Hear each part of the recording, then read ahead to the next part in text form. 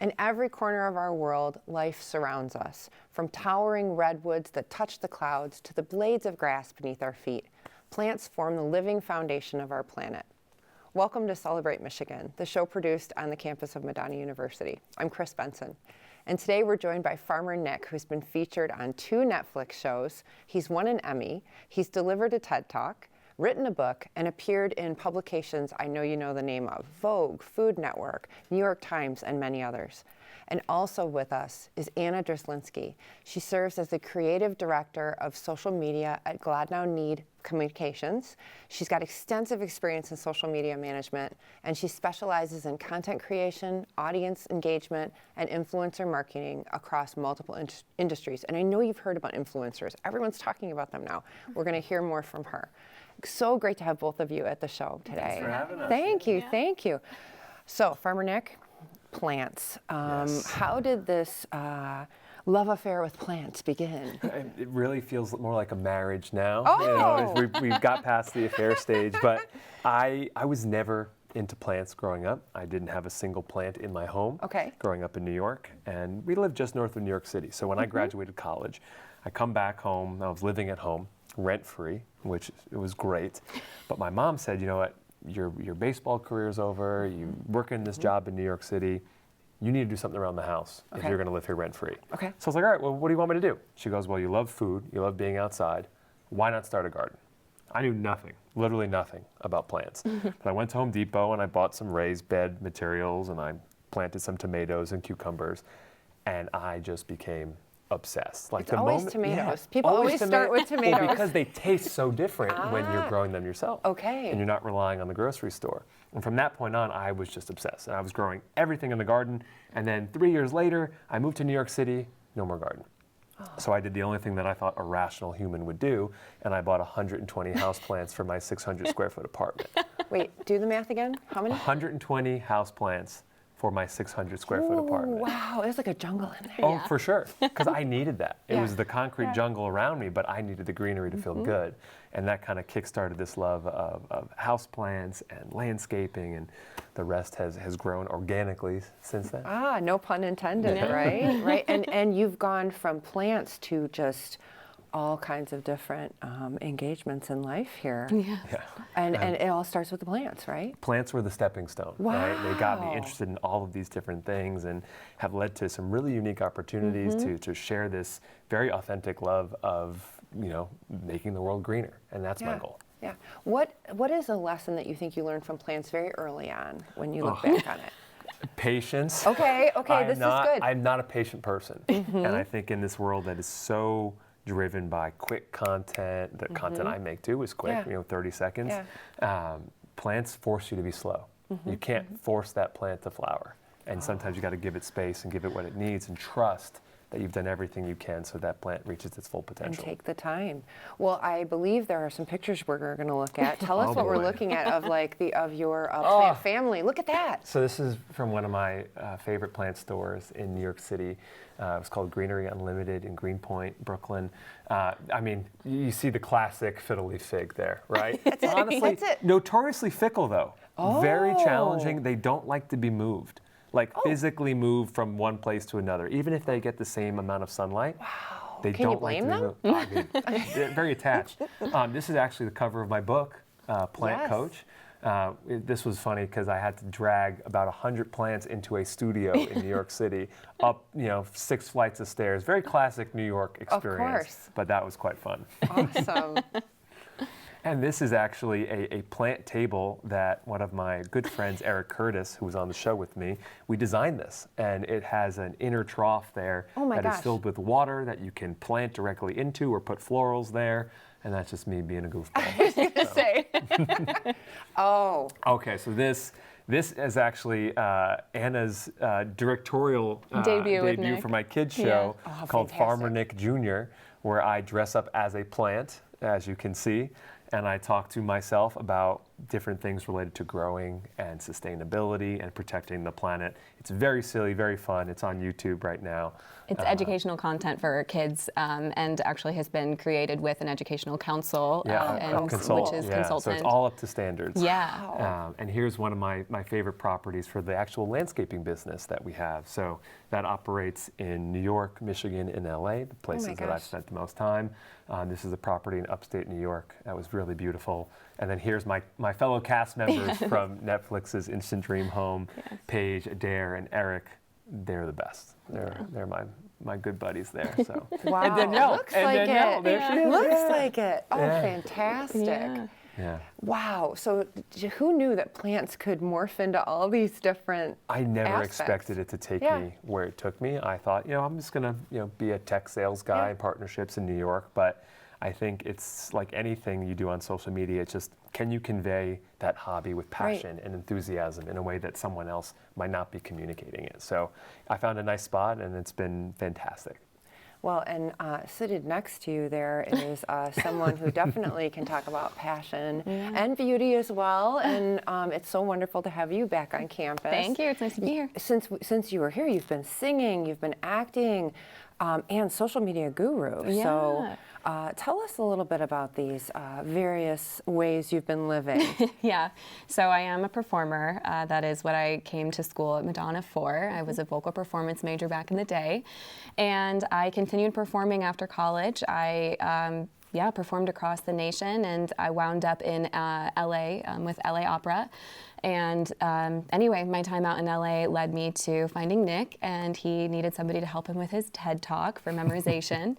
But yeah, just the natural, I think, art of storytelling came from my love of music and understanding storytelling on stage in a live manner. Translating that to, social media made a lot of sense. I'd also done the Gangster Report movie back in the day here at Madonna, and so I kind of had some experience in film acting. So, just those different experiences made it very possible for me to do this as a side job while I was performing. And then it became my main job because I just enjoyed it so much, and there's such a need for it right now. Yeah. Every company that's out there needs a way to visually make their story presentable online, and you can write about it, and that's fantastic and amazing, but to visually represent it is difficult. So that's where my expertise kind of came in, and I started working with Nick and a couple of aesthetic companies here in Michigan, a couple of other places, and I did pretty well. So we just kind of started to keep going. I would say so. My gosh. Yeah. Well, we have to take a quick break. You're not going anywhere right now. Okay, good. They're staying right here. You stay right there, too. We'll be right back and hear more from the power couple here, Nick and Anna. Stay tuned.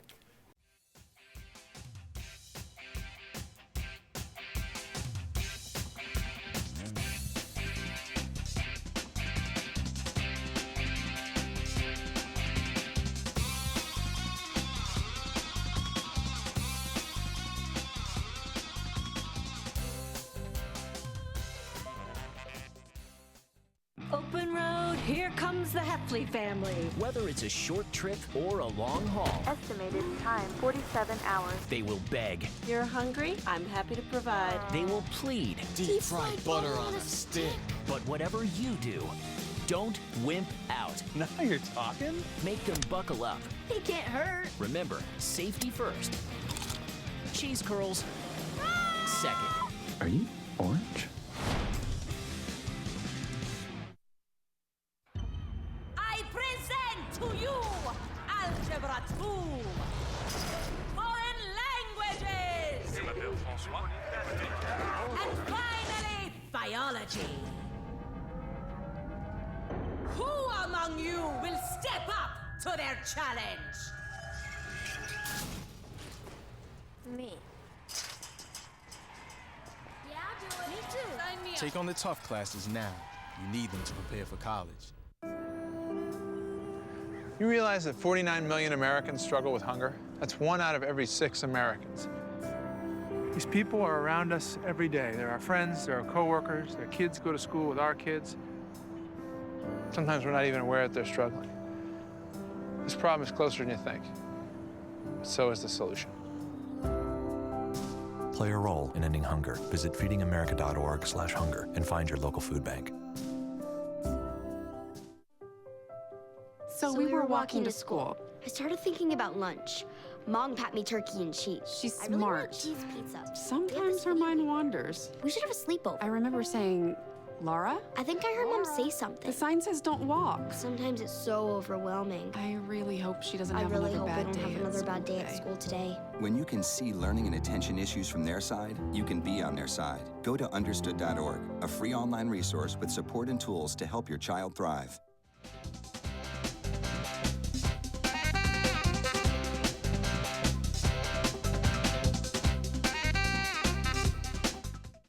Celebrate Michigan. I'm Chris Benson, and today we are joined by Farmer Nick and Anna Dreslinski, and we're talking plants, we're talking social media, and we're going to get into a little bit about energy in this segment too. So Anna, in the last segment, we ended with you talking about, this, I feel like you're at the right place at the right time because social media, there's so much energy around it, creativity and people communicating in this new forum, in this new way. What are you thinking as you reflect on kind of how you got to this point? What are you thinking about it, and then where do you see things kind of going for the future? Yeah, I think that social media is very much here to stay. It was really interesting. Last year I made my performance debut at the Met, and even while I was there, we were talking, I was able to talk with a lot of people beyond the performance about social media and how the Met was being represented. And when you look at just these variety of different companies, and especially in the live performance space, how do you maintain live performance along with social media? All of these questions are really coming up right now. I do feel that there are some negatives to social media that we need to be aware of. I think that more regulation is needed around social media, specifically in the world of AI, as that is brand new.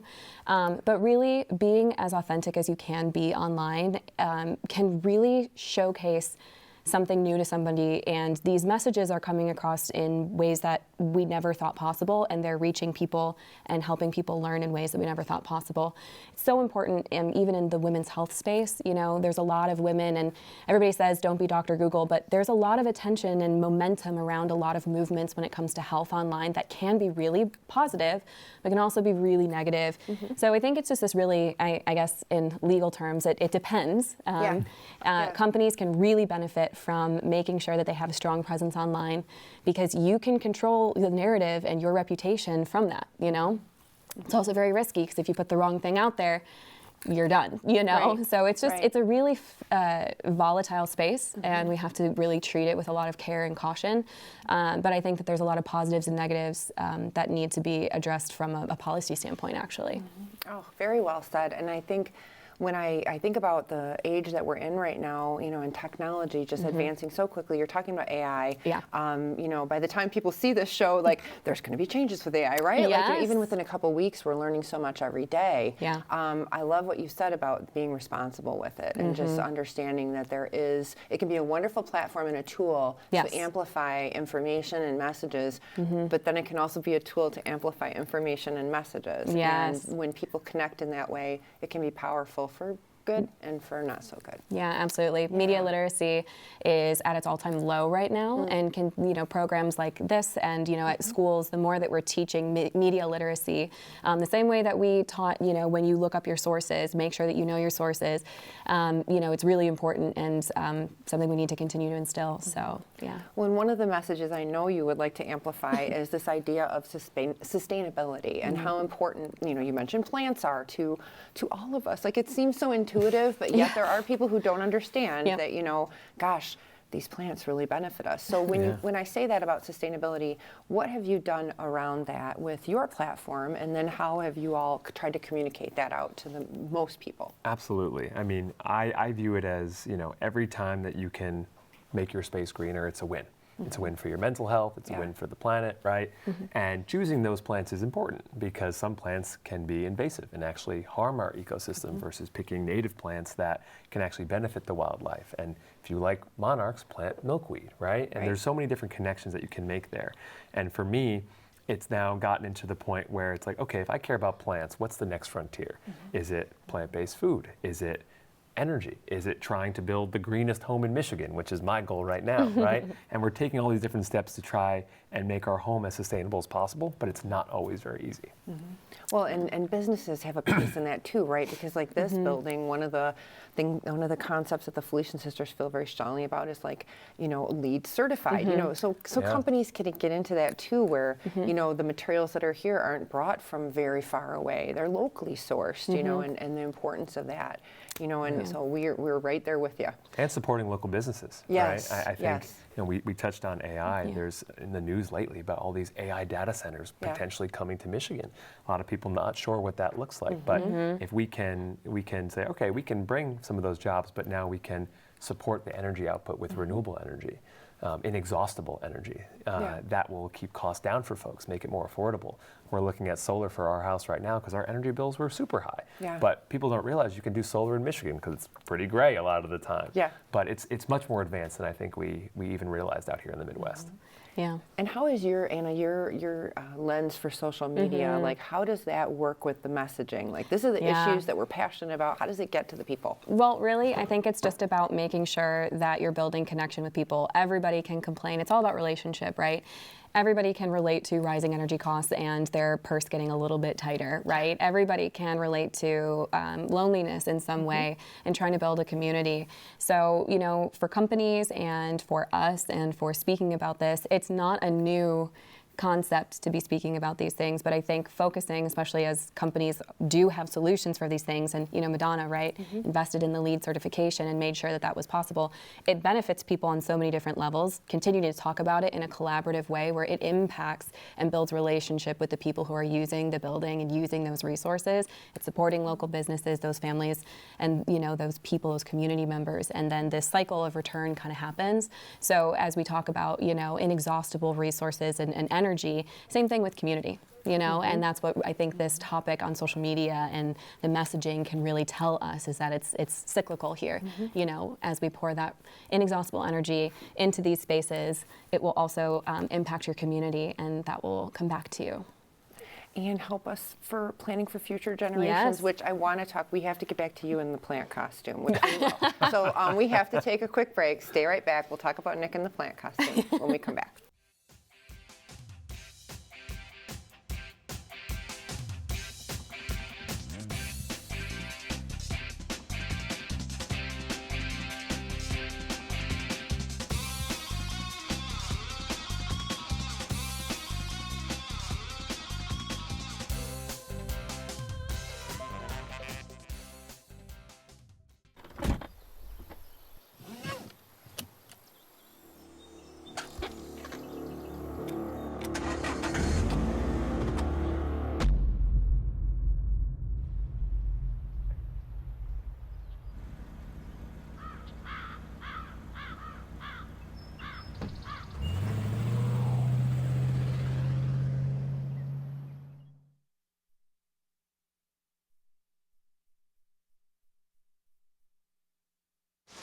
So, are you going out tonight?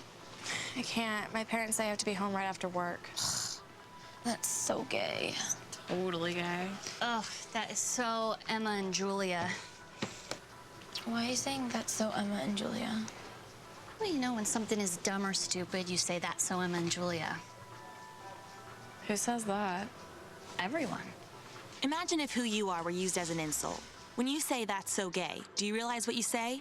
Knock it off. Fast-paced family life in need of a slowdown? Hello, I'm Dr. Spruce. Did you know all those green shapes on maps are parks and forests? It's true. Visit discovertheforest.org and plan to visit a park or forest near you, instead of just wondering what it would have been like. While the word forest might make you think of distant lands from far, far away, please note parks and forests are closer than you think, which means things like beautiful scenery, fresh air, and family time are also closer than you think. I want to see the world. When you pick up a book, I used to read every night to all the younger kids, and let your imagination break free, you won't believe how much fun it can be. Let down your Experience a world of adventure, excitement, and endless possibilities. Get tangled up in a good book. Explore new worlds. Read. Visit read.gov today.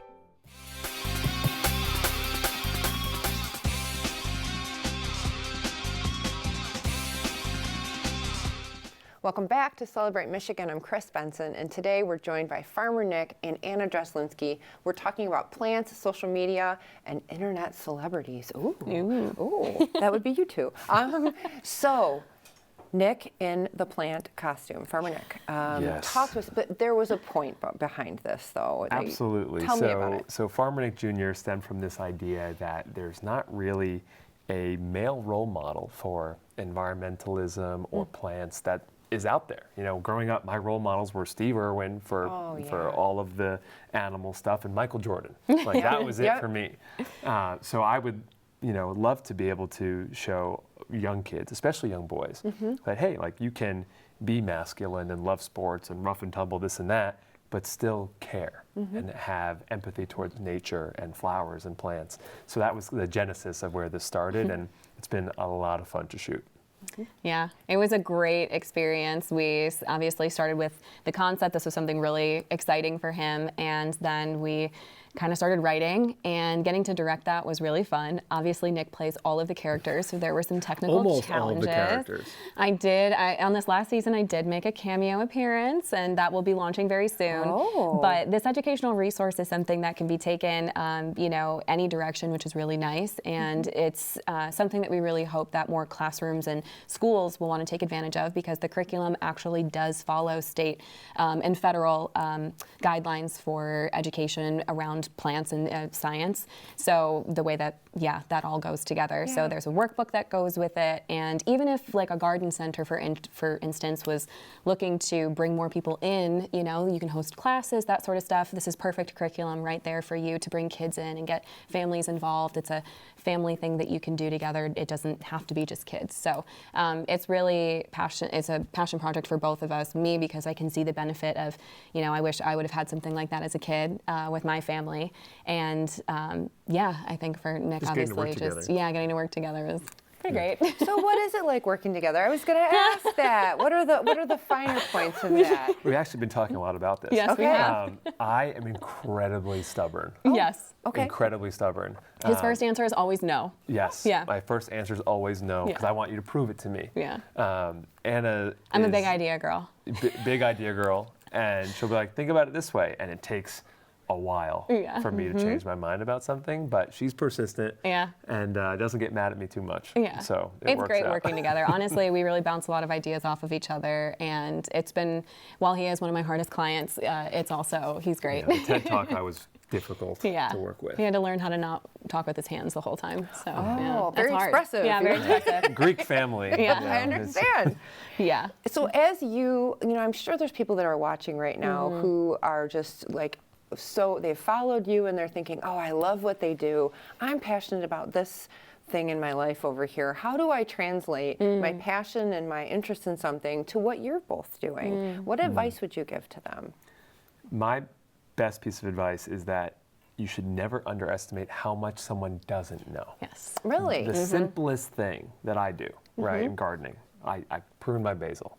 And most people pick off the leaf. And every year I make the same post. This is my annual PSA of how to properly prune your basil. Okay. Because you're supposed to cut at the stem. Oh. Because then it encourages new growth, makes a bigger basil bush. Got it. People think this is revolutionary. Every year, oh my God, I've been doing it wrong for so many years. No wonder my basil's not growing. This is life changing. I love this. Yeah. I learned that like the first book I read on how to prune, right? Yeah.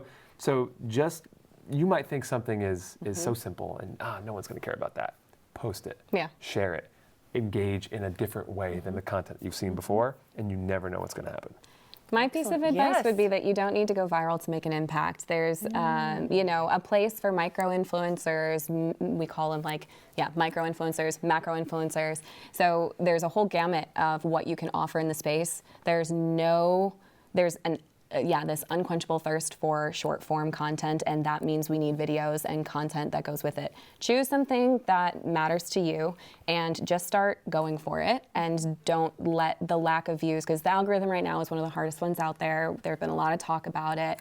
They said they were going to make certain changes. There's certain ways that you can find this stuff out. You can follow different accounts online, especially Meta for business and stuff. They have announcements that will come out about updates to the algorithm, but definitely, no amount of views is too small. You'd be shocked at how much of an impact you can actually move the needle, and create opportunities for yourself. So. Yeah. Wonderful advice from both of you. Yeah. So if folks out there want to get connected to you or read more about you, where should they go? Where do you want them to find you? Instagram's the easiest, just at Farmer Nick. You can find the website there and all the other resources that I share. And obviously for the kids stuff on YouTube, just Farmer Nick Jr. We'll be releasing season 3 next spring. Very exciting. Which we're very excited about. And yeah, it's gonna be a fun year. And I'm on Nick's social media, so you can just find me on Nick's. It's easier to find than mine. So you talk about next year. What does the future hold for both of you? Yeah. I think one of my goals right now, as we transition into our own family planning and home ownership, right? This is new for me, and I always say that you should grow with your audience. If your audience is starting to have families and buy a house, right? Share those things. Share those things because it's relatable. Yeah. So our mission is to make the greenest house in Michigan. Yeah. Love and this. there's lots of new projects when it comes to building a pond so we can rescue ducks and do all these different things on the property. Yeah. Our orchard is going to be in bloom for the first time this spring. So lots of things to look forward to. Yeah. Awesome. Yeah. Well, we are so grateful that both of you came and graced us with your presence today. We learned a little bit about plants. I know about the basil now. I appreciate it. I'm going to get more involved in social media. I've been kind of a lurker, but I'm going to engage a little more. Good. Thank you both for sharing this wonderful tips with us, too. Thank you so much for having us. It's been great to have you. And it's been wonderful to have you along with us, too, where we celebrate all the great things happening in the Mitten State. We'll see you next time.